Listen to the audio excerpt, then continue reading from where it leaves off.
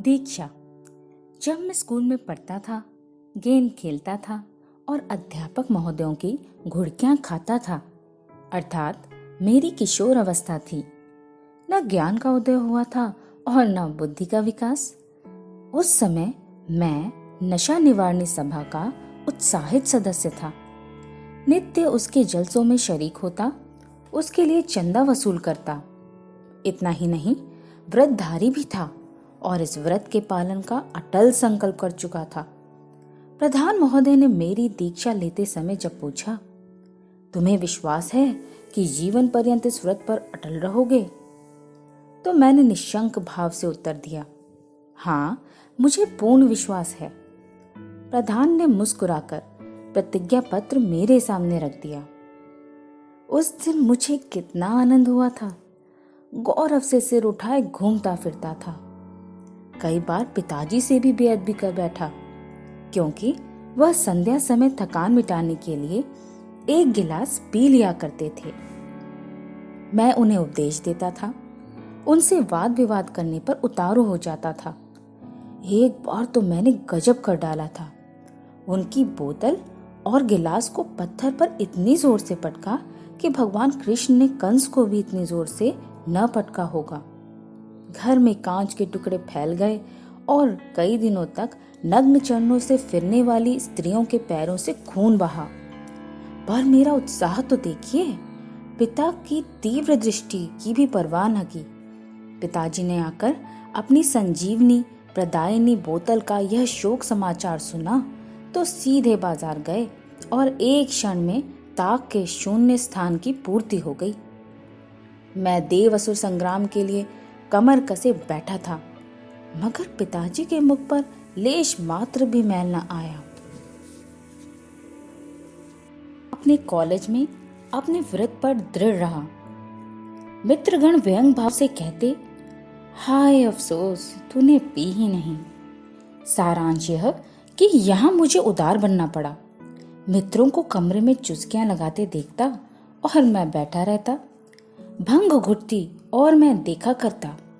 लोग आग्रह पूर्वक कहते, अजी जरा लो भी, तो विनीत भाव से कहता, क्षमा कीजिए, यह मेरे सिस्टम को सूट नहीं करती। सिद्धांत के बदले अब मुझे शारीरिक असमर्थता का बहाना करना पड़ता। वह सत्याग्रह का जोश जिसने पिता की बोतल पर हाथ साफ किया था, गायब हो गया था। यहाँ तक कि एक बार जब कॉलेज के चौथे वर्ष में मेरे लड़का पैदा होने की खबर मिली तो मेरी उदारता की हद हो गई। मैंने मित्रों के आग्रह से मजबूर होकर उनकी दावत की और अपने हाथों से ढाल ढाल कर उन्हें पिलाया। खैर, कॉलेज से मैं बेदाग निकल आया। अपने शहर में वकालत शुरू की। सुबह से आधी रात तक चक्की में जुटना पड़ता। वे कॉलेज के सैर सपाटे, आमोद विनोद सब स्वप्न हो गए। जीवन संग्राम कितना इसका अनुभव हुआ। इसे संग्राम कहना ही भ्रम है। संग्राम की उमंग, उत्तेजना, वीरता और जय ध्वनि यहाँ कहाँ। यह संग्राम नहीं, ठेलम ठेल धक्का पेल है। यहाँ चाहे धक्के खाएं, मगर तमाशा घुस कर देखें की दशा है। दिन भर बैठे बैठे अरुचि हो जाती। मुश्किल से 2 चपातियां खाता और मन में कहता, क्या इन्हीं 2 चपातियों के लिए यह सिर मगजन और यह दीदा रेजी है? मरो खपो और व्यर्थ के लिए। इसके साथ यह अरमान भी था कि अपनी मोटर हो, विशाल भवन हो, थोड़ी सी जिम्मेदारी हो, कुछ रुपए बैंक में हो। पर यह सब हुआ भी तो मुझे क्या? संतान उनका सुख भोगेगी। मैं तो व्यर्थ ही मरा। मैं तो खजाने का सांप ही रहा। नहीं, यह नहीं हो सकता। मैं दूसरों के लिए प्राण ही न दूंगा। अपनी मेहनत का मजा खुद भी चखूंगा। क्या करूं? कहीं सैर करने चलूं? मुवक्किल सब तितर बितर हो जाएंगे। ऐसा नामी वकील तो हूं नहीं कि मेरे बगैर काम ही न चले। और कतिपय नेताओं की भांति असहयोग व्रत धारण करने पर भी कोई बड़ा शिकार देखूं तो झपट पड़ूं। यहाँ तो पिद्दी, बटेर, हारेल, इन्हीं सब पर निशाना मारना है। फिर क्या रोज थिएटर जाया करूं? फिजूल है। कहीं 2 बजे रात को सोना नसीब होगा, बिना मौत मर जाऊंगा। आखिर मेरे हम पेशा और भी तो हैं। वे क्या करते हैं जो उन्हें बराबर खुश और मस्त देखता हूं? मालूम होता है उन्हें कोई चिंता ही नहीं। स्वार्थ सेवा अंग्रेजी शिक्षा का प्राण है। पूर्व सनातन के लिए, यश के लिए, धर्म के लिए मरता है, पश्चिम अपने लिए। पूर्व में घर का स्वामी सबका सेवक होता है, वह सबसे ज्यादा काम करता, दूसरों को खिलाकर खाता, को पहनाकर पहनता है। किंतु पश्चिम में वह सबसे अच्छा खाना, अच्छा पहनना अपना अधिकार समझता है। यहाँ परिवार सर्वोपरि है, वहाँ व्यक्ति सर्वोपरि है। हम बाहर से पूर्व और भीतर से पश्चिम हैं।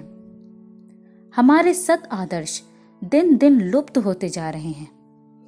मैंने सोचना शुरू किया, इतने दिनों की तपस्या से मुझे क्या मिल गया? दिन भर छाती फाड़कर काम करता हूँ, आधी रात को मुंह ढाँप कर सो रहता हूँ। यह भी कोई जिंदगी है?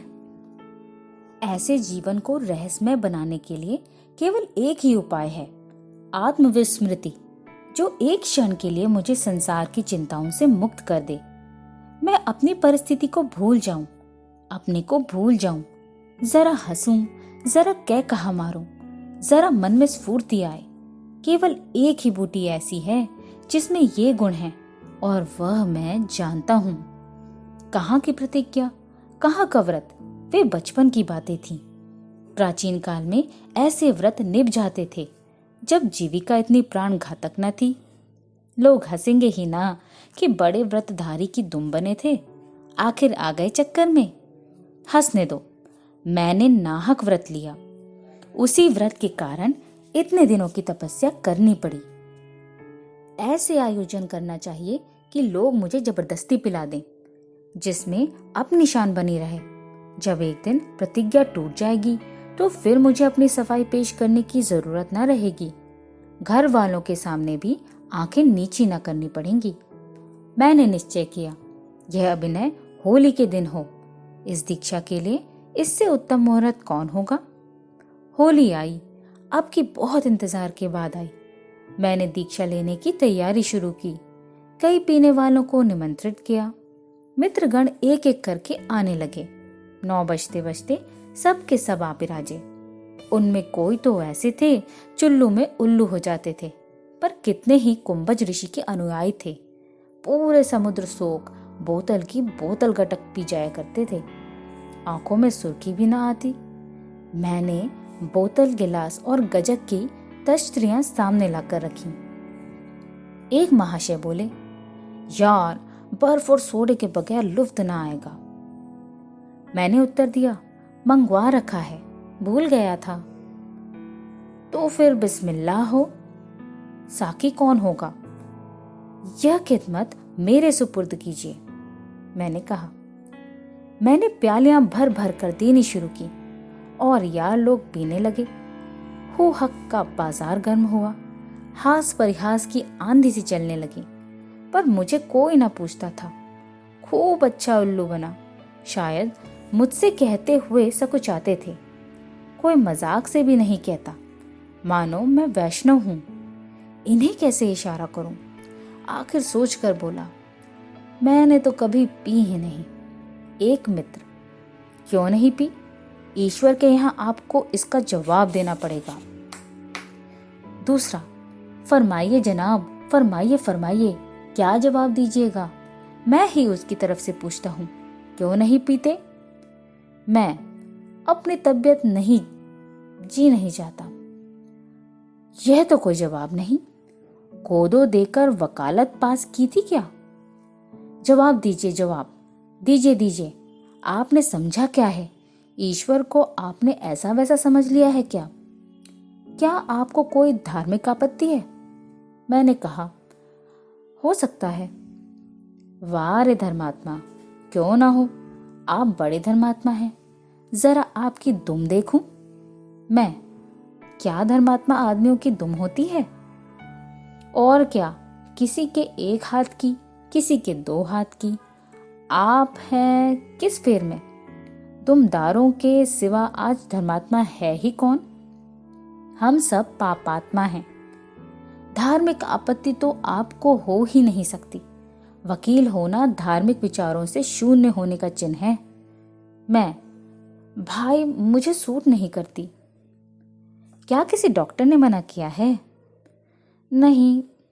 वाह वाह, आप खुद ही डॉक्टर बन गए। अमृत आपको सूट नहीं करता। अरे धर्मात्मा जी, एक बार पी के देखिए। मुझे आपके मुंह से यह सुनकर आश्चर्य हुआ। भाई जी, यह दवा है, महाऔषधि है, यही सोमरस है। कहीं आपने टेम्परेंस की प्रतिज्ञा तो नहीं ले ली है? मैं, मान लीजिए ली हो तो आप बुद्धू हैं, सीधे सीधे कोरे बुद्धू। हम सभी टेम्परेंस के प्रतिज्ञाधारी हैं, पर जब वह हम ही ना रहे तो वह प्रतिज्ञा कहाँ रही? हमारे नाम वही हैं, पर हम वह नहीं हैं। जहाँ लड़कपन की बातें गईं, वही वह प्रतिज्ञा भी गई। मैं, आखिर इससे फायदा क्या है? यह तो पीने ही से मालूम हो सकता है। एक प्याली पीजिए, फायदा ना मालूम हो तो फिर न पीजिएगा। तुम लोगों से न बनेगा, मैं पिलाना जानता हूँ। यह महाशय मोटे ताजे आदमी थे। मेरा टेटुआ दबाया और प्याली मुंह से लगा दी। मेरी प्रतिज्ञा टूट गई, दीक्षा मिल गई, मुराद पूरी हुई। किंतु बनावटी क्रोध से बोला, आप लोग अपने साथ मुझे भी ले डूबे। मुबारक मुबारक, 100 बार मुबारक। नव दीक्षित मनुष्य बड़ा धर्मपरायण होता है। मैं संध्या समय दिन भर की वाग वितंडा से छुटकारा पाकर जब एकांत में अथवा 2-4 मित्रों के साथ बैठकर प्याले पर प्याले चढ़ाता तो चित्त उल्लासित हो उठता था। रात को निद्रा खूब आती थी, पर प्रातःकाल अंग अंग में पीड़ा होती, अंगड़ाइयां आती, मस्तिष्क शिथिल हो जाता। यही जी चाहता कि आराम से पलंग पर लेटा रहूं। मित्रों ने सलाह दी कि खुमारी उतारने के लिए सवेरे भी एक पैक पी लिया जाए तो अति उत्तम है। मेरे मन में भी बात बैठ गई। मुंह हाथ धोकर पहले संध्या किया करता था, अब मुंह हाथ धोकर चट अपने कमरे में एकांत में बोतल लेकर बैठ जाता। मैं इतना जानता था कि नशीली चीजों का चस्का बुरा होता है। आदमी धीरे धीरे उनका दास हो जाता है, यहाँ तक कि वह उनके बगैर कुछ काम ही नहीं कर सकता। परंतु ये बातें जानते हुए भी मैं उनके वशीभूत होता जाता था। यहाँ तक नौबत पहुंची कि नशे के बगैर कुछ काम ही ना कर सकता। जिसे आमोद के लिए मुंह लगाया था, वह साल ही भर में मेरे लिए जल और वायु की भांति अत्यंत आवश्यक हो गई। अगर कभी किसी मुकदमे में बहस करते करते देर हो जाती तो ऐसी थकावट चढ़ती थी मानो मंजिलों चला हूं। बरसात के दिन थे, नदी नाले बड़े हुए थे। मैं एक मुकदमे के दौरे पर गया। अनुमान किया था कि संध्या तक लौटाऊंगा, मगर नदियों का चढ़ाव उतार पड़ा। 10 बजे पहुंचने के बदले शाम को पहुंचा। जज साहब मेरी प्रतीक्षा कर रहे थे। मुकदमा पेश हुआ, लेकिन बहस खत्म होते होते रात 9 बज गए। मैं अपनी हालत क्या कहूँ, जी चाहता था जज साहब को नोच खाऊं। कभी अपने प्रतिपक्षी वकील की दाढ़ी नोचने को जी चाहता था, जिसने बरबस बहस को इतना बढ़ाया। कभी जी चाहता था अपना सिर पीट लूं। मुझे सोच लेना चाहिए था कि आज रात को देर हो गई तो जज मेरा गुलाम तो है नहीं कि जो मेरी इच्छा हो वही करे। न खड़े रहा जाता न बैठे। छोटे मोटे पियक्कड़ मेरी दुर्दशा की कल्पना नहीं कर सकते। खैर, 9 बजते बजते मुकदमा समाप्त हुआ। पर अब जाऊं कहाँ? बरसात की रात, कोसों तक आबादी का पता नहीं। घर लौटना कठिन ही नहीं असंभव। आसपास भी कोई ऐसा गांव नहीं जहां संजीवनी मिल सके। इधर तो मेरा यह बुरा हाल था, उधर डाक बंगले में साहब बहादुर गिलास पर गिलास चढ़ा रहे थे। शराब के ढालने की मधुर ध्वनि मेरे कानों में आकर चित्त को और भी व्याकुल कर देती। मुझसे बैठे न रहा गया। धीरे धीरे चिक के पास गया और अंदर झांकने लगा। आह, कैसा जीवनप्रद दृश्य था। सफेद बिल्लौर के गिलास में बर्फ और सोडा वाटर से अलंकृत अरुण मुख कामिनी शोभायमान थी। मुंह में पानी भर आया। कई बार प्रबल इच्छा हुई कि साहब के पास चलकर एक गिलास मांगूं, पर डर लगता था कि कहीं शराब के बदले ठोकर मिलने लगे तो यहाँ कोई फरियाद सुनने वाला भी नहीं है। मैं वहां तब तक खड़ा रहा जब तक साहब का भोजन समाप्त न हो गया। मन चाहे भोजन और सुरा सेवन के उपरांत उसने खान सामा को मेज साफ करने के लिए बुलाया। खान सामा वही मेज के नीचे बैठा ऊँघ रहा था। उठा और प्लेट लेकर बाहर निकला तो मुझे देखकर चौंक पड़ा। मैंने शीघ्र ही उसको आश्वासन दिया, डरो मत, मैं हूँ। खान सामा ने चकित होकर कहा, आप हैं वकील साहब? क्या हुजूर यहाँ खड़े थे? मैं, हाँ, जरा देखता था कि ये सब कैसे खाते पीते हैं। बहुत शराब पीता है। खान सामा, अजी कुछ पूछे मत, 2 बोतल दिन रात में साफ कर डालता है। 20 रुपए रोज की शराब पी जाता है। दौरे पर चलता है तो 4 दर्जन बोतलों से कम साथ नहीं रखता। मैं, मुझे भी कुछ आदत है पर आज न मिली। खान सामा, तब तो आपको बड़ी तकलीफ हो रही होगी। मैं, क्या करूं, यहाँ तो कोई दुकान भी नहीं। समझता था जल्दी से मुकदमा हो जाएगा, घर लौट जाऊंगा, इसलिए कोई सामान साथ न लाया। खान सामा, मुझे तो अफीम की आदत है। एक दिन ना मिले तो बावला हो जाता हूँ। अमल वाले को चाहे कुछ ना मिले, अमल मिल जाए तो उसे कोई फिक्र नहीं। खाना चाहे 3 दिन में मिले। मैं, वही हाल है भाई, भुगत रहा हूँ।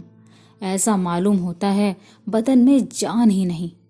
खान सामा, हुजूर को कम से कम 1 बोतल साथ लेनी चाहिए थी, जेब में डाल लेते। मैं, इतनी ही तो भूल हुई, नहीं रोना काहे का था।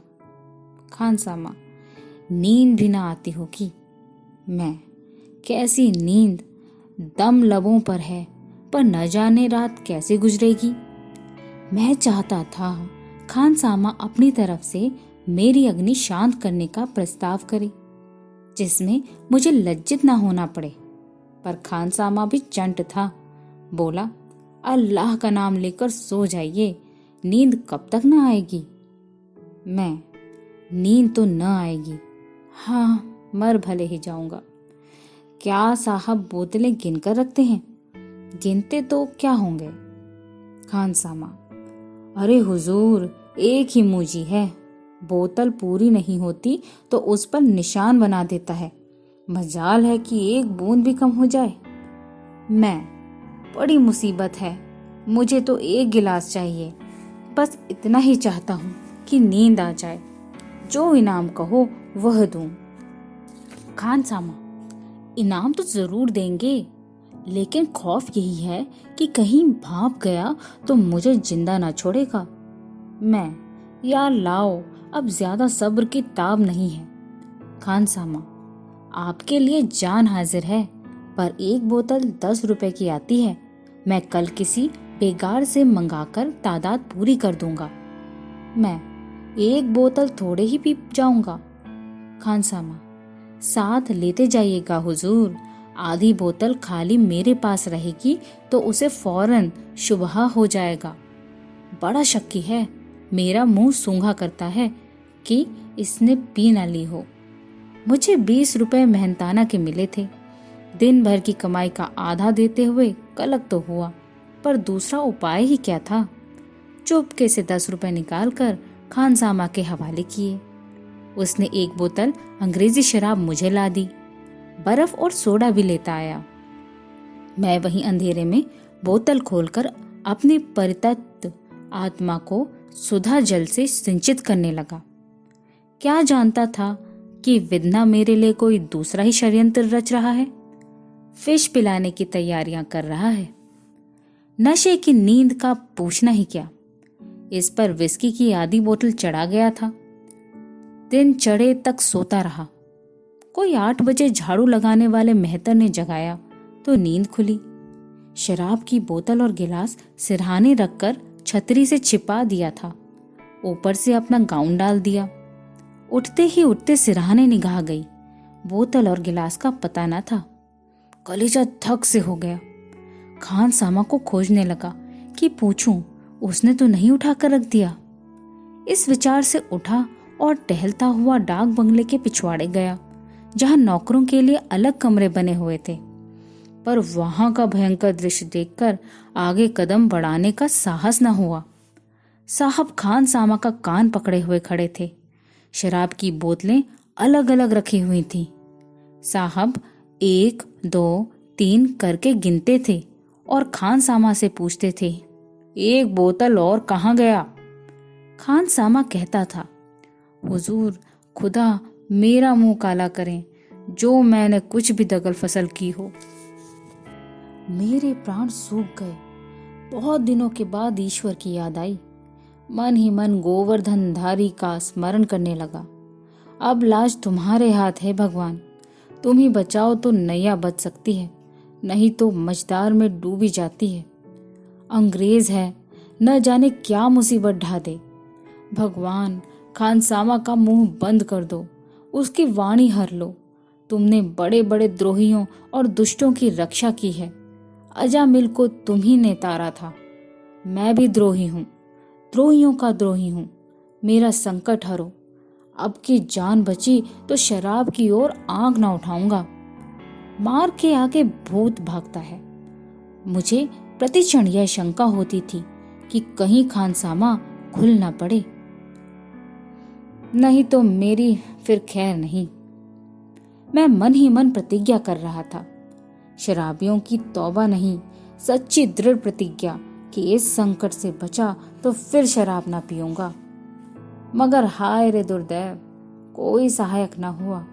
ना गोवर्धन धारी ने सुध ली, ना नरसिंह भगवान ने। वे सब सतयुग में आया करते थे। न प्रतिज्ञा कुछ काम आई, न शपथ का कुछ असर हुआ। मेरे भाग्य या दुर्भाग्य में जो कुछ बदा था वह होकर रहा। खान सामा बेचारा अपनी बात का धनी था। थप्पड़ खाए, ठोकर खाई, दाढ़ी नुचवाई, पर न खुला। बड़ा सत्यवादी वीर पुरुष था। मैं शायद ऐसी दशा में इतना टल न रह सकता। शायद पहले ही थप्पड़ में उगल देता। उसकी ओर से मुझे जो घोर शंका हो रही थी वह निर्मूल सिद्ध हुई। जब तक जीऊंगा उस वीरात्मा का गुणनुवाद करता रहूंगा। पर मेरे ऊपर दूसरी ही ओर से वज्रपात हुआ। खान सामा पर जब मार धाड़ का कुछ असर न हुआ तो साहब उसके कान पकड़कर डाक बंगले की तरफ चले। मैंने उन्हें आते देखा। चटपट सामने बरामदे में आ बैठा और ऐसा मुंह बना लिया मानो कुछ जानता ही नहीं। साहब ने खानसामा को लाकर मेरे सामने खड़ा कर दिया। मैं भी उठकर खड़ा हो गया। उस समय यदि कोई मेरे हृदय को चीरता तो रक्त की एक भी बूंद ना निकलती। साहब ने मुझसे पूछा, वेल वकील साहब, तुम शराब पीता है? मैं इनकार न कर सका। तुमने रात शराब पी थी? मैं इनकार न कर सका। तुमने मेरे इस खानसामा से शराब ली थी? मैं इनकार न कर सका। तुमने रात को शराब पीकर बोतल और गिलास अपने सिर के नीचे छिपा कर रखा था? मैं इनकार न कर सका। मुझे भय था कि खानसामा कहीं खुल न पड़े, पर उल्टे मैं ही खुल पड़ा। तुम जानता है यह चोरी है। मैं इनकार न कर सका। हम तुमको मुअत्तल कर सकता है, तुम्हारा सनद छीन सकता है, तुमको जेल भेज सकता है। यथार्थ ही था। हम तुमको ठोकरों से मारकर गिरा सकता है, हमारा कुछ नहीं हो सकता। यथार्थ ही था। तुम काला आदमी वकील बनता है, हमारे खानसामा से चोरी का शराब लेता है। तुम सुअर, लेकिन हम तुमको वही सजा देगा जो तुम पसंद करो। तुम क्या चाहता है? मैंने कांपते हुए कहा, हुजूर, मुआफी चाहता हूं। नहीं, हम सजा पूछता है, जो हुजूर मुनासिब समझे। अच्छा, यही होगा। यह कहकर उस निर्दयी नर पिशाच ने 2 सिपाहियों को बुलाया और उसने मेरे दोनों हाथ पकड़वा दिए। मैं मौन धारण किए इस तरह सिर झुकाए खड़ा रहा जैसे कोई लड़का अध्यापक के सामने बेंत खाने को खड़ा होता है। इसे मुझे क्या दंड देने का विचार है? कहीं मेरी मुश्कें तो न कसवाएगा या कान पकड़कर उठा बैठी तो न करवाएगा। देवताओं से सहायता मिलने की कोई आशा तो न थी, पर अदृश्य का आवाहन करने के अतिरिक्त और उपाय ही क्या था? साहब ब्रश से मेरे मुंह में कालिमा पोत रहे थे, वह कालिमा जिसे धोने के लिए सेरों साबुन की जरूरत थी, और मैं भीगी बिल्ली की भांति खड़ा था। उन दोनों यमदूतों को भी मुझ पर दया न आती थी। दोनों हिंदुस्तानी थे, पर उन्हीं के हाथों मेरी यह दुर्दशा हो रही थी। इस देश को स्वराज मिल चुका। साहब कालिमा पोतते और हंसते जाते थे, यहाँ तक कि आंखों के सिवा तिल भर भी जगह न बची। मुझे बन मानुष बनाकर साहब ने मेरे हाथ छुड़वा दिए और ताली बजाता हुआ मेरे पीछे दौड़ा। 9 बजे का समय था। कर्मचारी, मुवक्किल, चपरासी सभी आ गए थे। सैकड़ों आदमी जमा थे। मुझे न जाने क्या शामत सूझी कि वहां से भागा।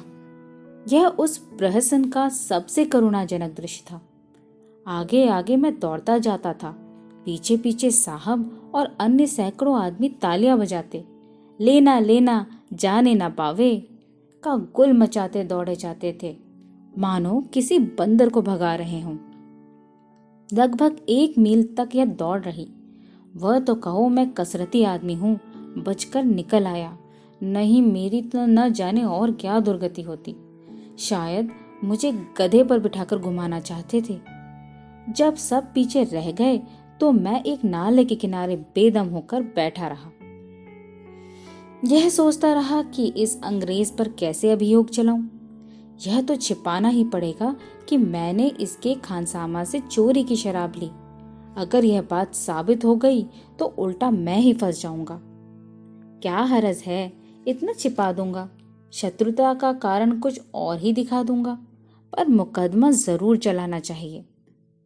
जाऊं कहाँ, यह कालिमा मंडित मुंह कैसे दिखाऊं? हाय, बदमाश को कालिक ही लगानी थी तो क्या तवे में कालिक न थी, लैंप में कालिक न थी? कम से कम छूट तो जाती। जितना अपमान हुआ है वहीं तक रहता। अब तो मैं मानो अपने कुकृत्य का स्वयं ढिंढोरा पीट रहा हूँ। दूसरा होता तो दुर्गति पर डूब मरता। गनीमत यही थी कि अभी तक रास्ते में किसी से मुलाकात नहीं हुई थी। जब जरा थकान कम हुई तो मैंने सोचा, यहाँ कब तक बैठा रहूंगा? लाओ एक बार यत्न करके देखूं तो शायद स्याही छूट जाए। मैंने बालू से मुंह रगड़ना शुरू किया। देखा तो स्याही छूट रही थी। उस समय मुझे जितना आनंद हुआ उसकी कौन कल्पना कर सकता है। फिर तो मेरा हौसला बढ़ा। मैंने मुंह को इतना रगड़ा कि कई जगह चमड़ा तक छिल गया। किंतु वह कालिमा छुड़ाने के लिए मुझे इस समय बड़ी से बड़ी पीड़ा भी तुच्छ जान पड़ती थी। यद्यपि मैं नंगे सिर था, केवल कुर्ता और धोती पहने हुए था, पर यह कोई अपमान की बात नहीं। गाउन, अचकन, पगड़ी डाक बंगले में ही रह गई, इसकी मुझे चिंता न थी। कालिक तो छूट गई, लेकिन कालिमा छूट जाती है पर उसका दाग दिल से कभी नहीं मिटता। इस घटना को हुए आज बहुत दिन हो गए हैं। पूरे 5 साल हुए मैंने शराब का नाम नहीं लिया। पीने की कौन कहे। कदाचित मुझे सन्मार्ग पर लाने के लिए यह ईश्वरीय विधान था। सुफल को देखते हुए तो मैं यही कहूंगा कि जो कुछ हुआ बहुत अच्छा हुआ, वही होना चाहिए था। पर उस समय दिल पर जो गुजरी थी उसे याद करके आज भी नींद उचट जाती है। अब विपत्ति कथा को क्यों तूल दूं? पाठक स्वयं अनुमान कर सकते हैं। खबर तो फैल गई, किंतु मैंने झेपने और शर्माने के बदले बेहयाई से काम लेना अधिक अनुकूल समझा। अपनी बेवकूफी पर हंसता था और बेधड़क अपनी दुर्दशा की कथा कहता था। हाँ, चालाकी यह की कि उसमें कुछ थोड़ा सा अपनी तरफ से बढ़ा दिया। अर्थात रात को जब मुझे नशा चढ़ा तो मैं बोतल और गिलास लिए साहब के कमरे में घुस गया था और उसे कुर्सी से पटक कर खूब मारा था। इस शेपक से मेरी दलिता अपमानित मर्दित आत्मा को थोड़ी सी तस्कीन होती थी। दिल पर जो कुछ गुजरी वह दिल ही जानता है। सबसे बड़ा भय मुझे यह था कि कहीं यह बात मेरी पत्नी के कानों तक न पहुंचे, नहीं तो उन्हें बड़ा दुख होगा। मालूम नहीं उन्होंने सुना या नहीं, पर कभी मुझसे इसकी चर्चा नहीं की।